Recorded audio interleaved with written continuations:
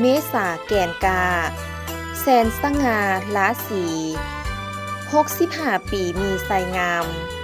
อยู่ยืนหย่งเกาปกสลาวยืนมันทันสมัยแข่งแกนแสนซอดวงดอกไม้มดดวงใจสาดพร้อม